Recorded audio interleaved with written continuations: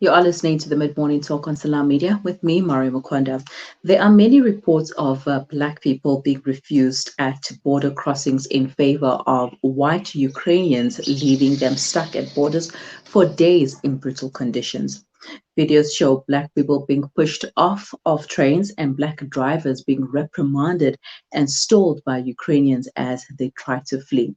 Vukile Dlamini, an Eswatini student, is here to share her ordeal with us. Good morning, Vukile, and thank you for joining me. Good morning, Miriam, and thank you so much for having me.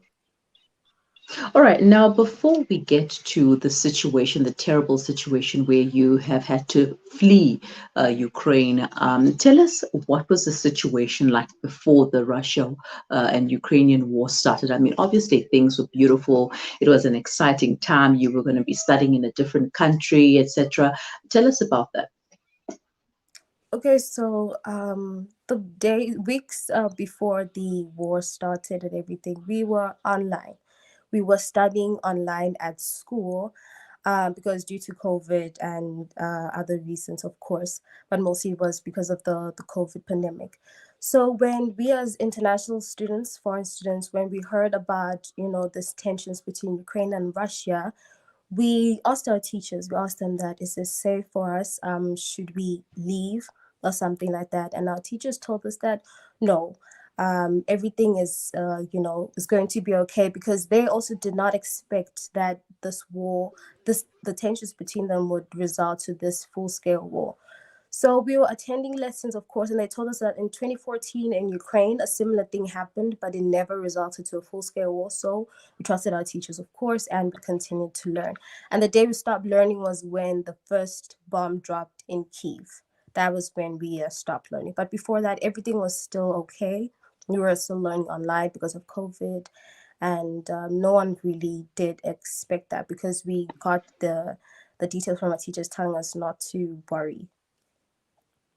hmm So when the first bomb dropped, like you mentioned in Kiev, how did that make you feel? I mean, you were there in a foreign country, not knowing what to do, where to go, and there all of a sudden, first you were told to not to worry, and then the next thing, bombs are dropping.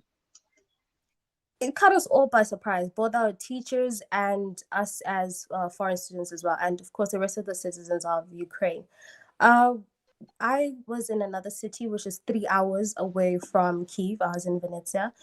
So when that happened, um, everyone was, of course, scared and was panicking. I mean, as a foreigner, you seeing even the citizens of that country, they're not panicking. Of course, you start to panic as well. So, but we try to be calm, because our parents back home were so scared and worried.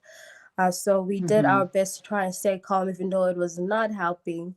It was not helping at all. But then we did try to stay calm, and it did not work, as I was saying. So what began to happen was that when the bombs would drop in Kiev, then the rest of the cities, the sirens would go off in the rest of the cities in Ukraine. So that was when we would run to the bomb-proof bunkers at our school, or if your apartment building has a bunker there, that was when you would go downstairs and go inside the bunkers.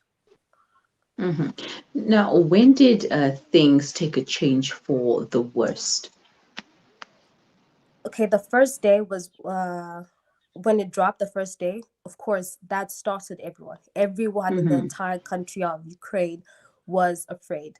But some people had already started, the citizens of Ukraine had, some of them had started leaving the country, because they were seeing that, oh, it's getting scary, and especially when Russia those days when Russia decided to gathers troops around the Ukrainian borders and everything. So when they now eventually entered Ukraine and they dropped the first bomb, that's when people, the citizens that were already by the borders, planning to leave. So then for us, we only managed to leave on the 26th of February. And I think the first bomb dropped on the 24th, I think. On the 26th of February, which was a Saturday, that was when we, students from Swaziland and some from Zimbabwe, we decided to get a bus, because transport was very difficult. Banks had no money anymore. Even the the grocery stores are running out of food, pharmacies also they're running out of medications and everything because everyone was just packing their emergency bags, so that they can have some essentials when they're underneath the bunkers. Mm-hmm.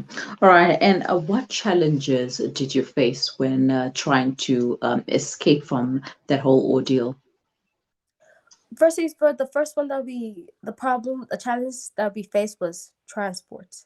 Yeah, Mm-hmm. transportation and of course money to pay the drivers that were driving us, because the prices started to skyrocket. Everything was becoming expensive, and everything. So, money and of course the transport. But then when we managed to get the transport, they charged us like 100,000 grivens, which was a lot of money just for two buses to take us to the border. That was not even that far, but because of the scarcity of everything, they charged us that amount of money. So when we got to the border, the didn't drop us off at the border, dropped us off several kilometers from the border, close to 20 kilometers. So we had to walk that whole distance in the cold.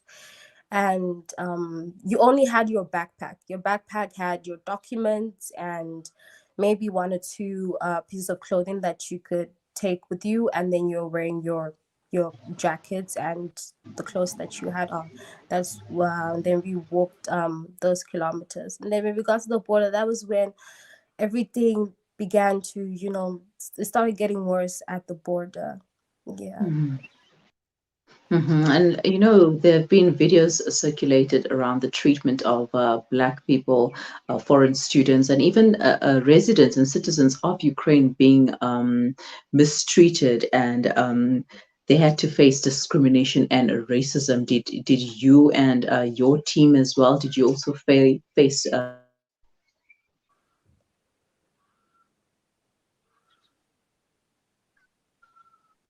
Oh, yes. At the border, when we got there, before I continue, I just want to make it clear that the Ukrainian citizens were not the ones that were um, uh, uh, treating people of color a different way. No, they were not the ones. It was the officials. It was the officials in the Mhm. buses when the foreigners would try to get on, or the officials in the trains when the foreigners would try to get on, not the Ukrainian citizens. Because as we were walking, they'd even offer us like hot tea or something to drink.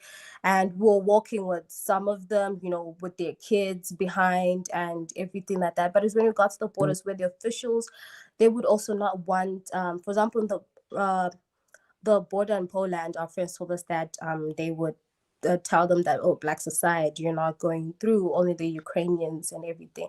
We crossed over in the Romanian border, and there were two gates. There were gates, Ukrainian gate and a gate for the foreigners. Um, so when we were there, the Ukrainian line was moving, and then ours wasn't moving. When they opened the gates, they would only allow Ukrainian trucks and cars to go through. They'd allow the Ukrainian trucks and cars to go through.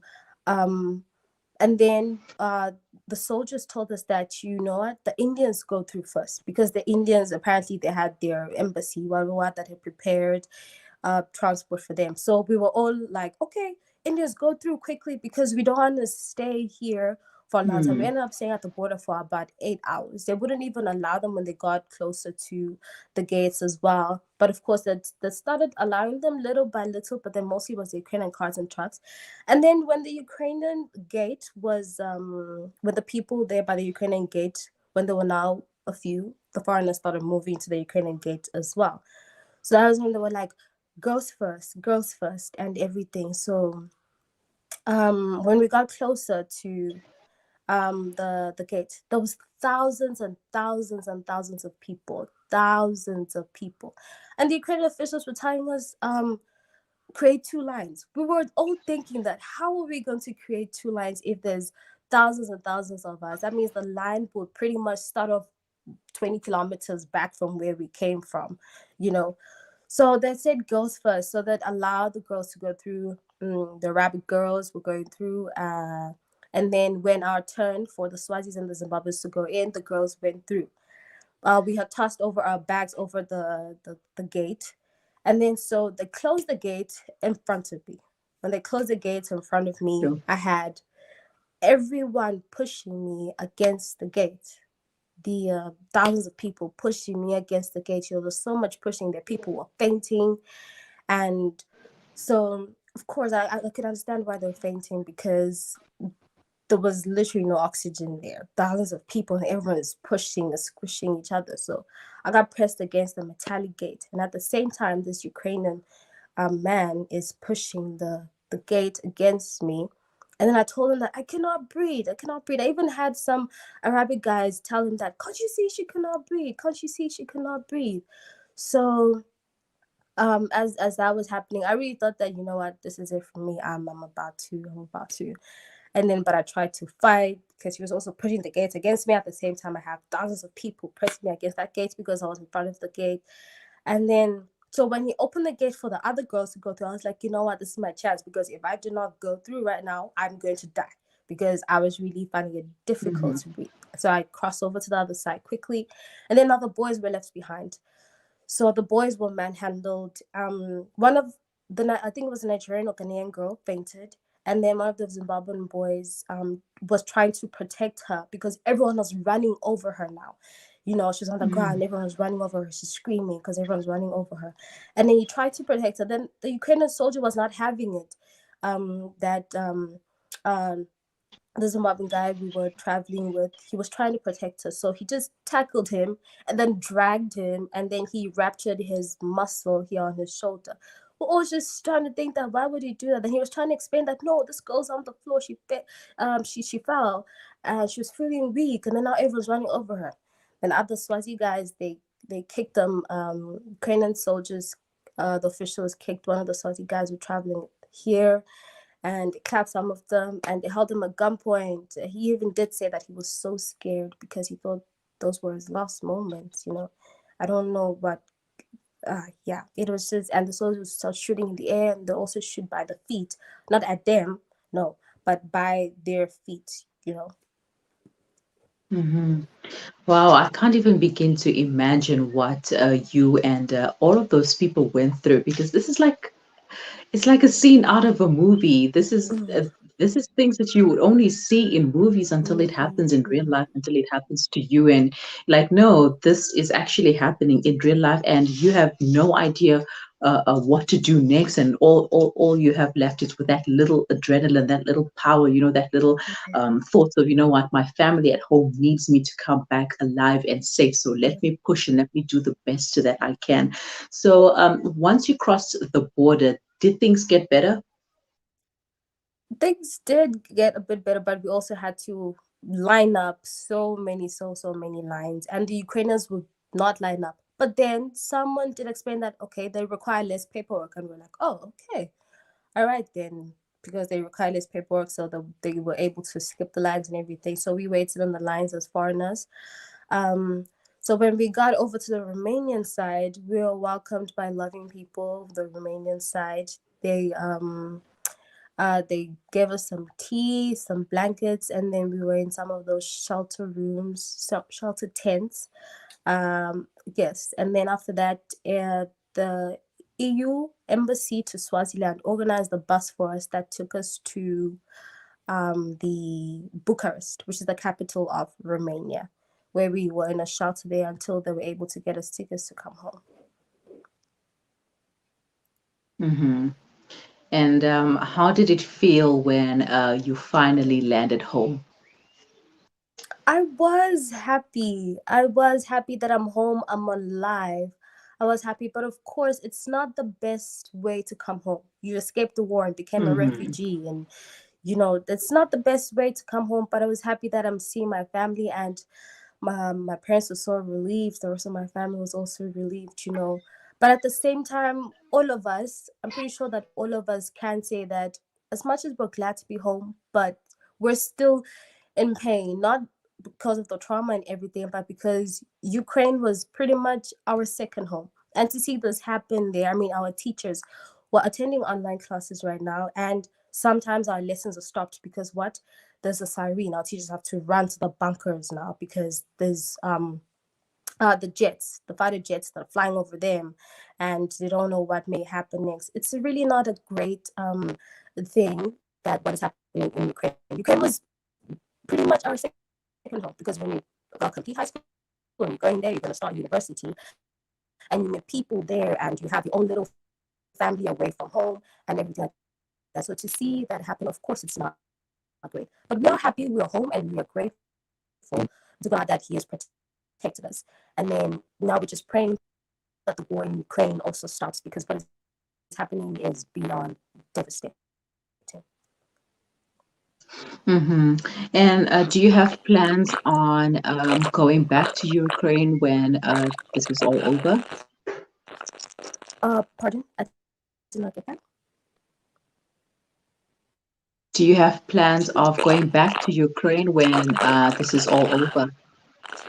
Oh, yes, we were all planning to go back when the war was over, of course, to complete. I mean, some people don't only get to the few months till they could graduate and everything. So we're all hoping that when the war is over, of course, we make sure that everything is completely over and, they've signed the peace agreements and everything like that. We all do want to go back home because Ukraine is pretty much, our second home. All right. So what are you doing now regarding school? Are you still studying online? Pardon? The internet is a bit. Yeah. Are you studying online now? Are you continuing with the studies, or what are you doing now? Right now, we are studying online. Yes, we're studying online right now. The school, of course, it's not the best way. All right, seems like we have lost Vukile Dlamini over there. She was sharing her journey of trying to escape and successfully escaping Ukraine. Okay, I don't mean escape as a, running away from something or somebody, but, with the situation and the tensions between Russia and Ukraine, people had to leave Ukraine. And it has been hectic.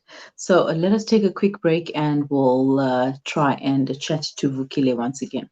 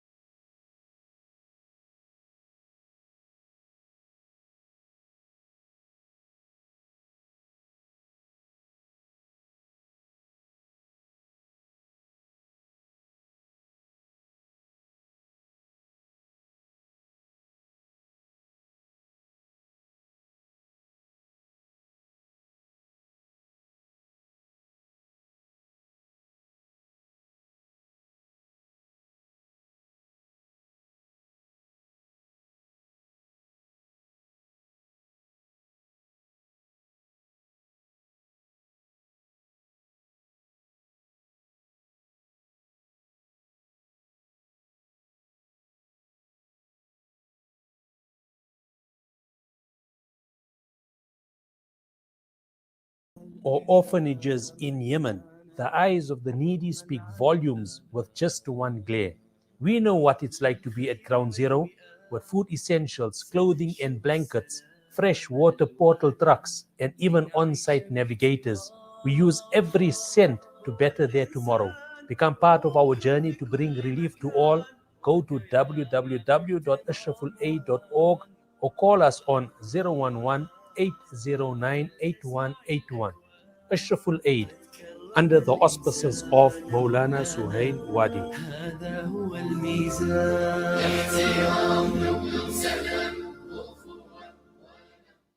What makes Randery Jewelers the optimum place for your memorable gift? Is it our range of exclusive, high-end, luxurious jewellery? Or is it our master craftsmanship of all your bespoke jewellery needs? We believe it's because at Randery Jewelers, we know just how to make your special moments last forever. Whether it's for a wedding, anniversary, or just a simple gift to show your love, trust Randery Jewelers to make it special. www.randeryjewelers.com. Make your moments last forever with Randery Jewelers, the family name you can trust. Zakah has the power to end extreme poverty. If the whole world gave zakah, it could end extreme poverty many times over. Islamic Relief has been distributing zakah for over 38 years. Our zakah policy complies with strict Sharia guidelines. It's endorsed by qualified scholars, and it only goes to eligible rights holders. So, harness the power of your zakah with Islamic Relief. Breaking stereotypes, moving boundaries, joining hands. Salam Media.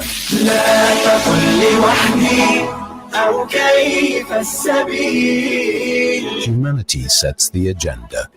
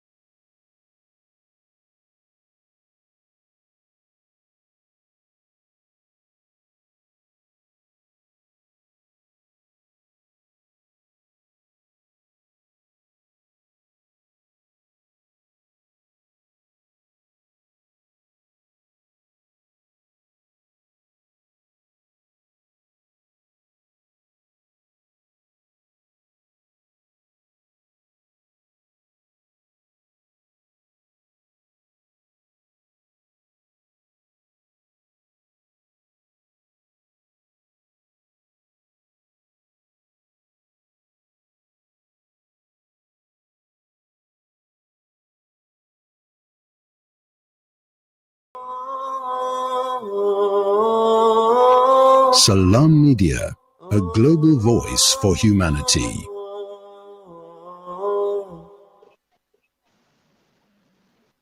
Vukile Dlamini, an Eswatini national and medicine student, has been sharing her recollection of how she managed to escape and the challenges that other people of color continue to face in their efforts to flee the Russian invasion in Ukraine.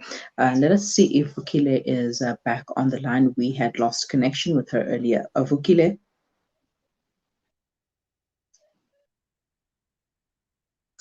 All right, Vukile is not back on the line. That's fine.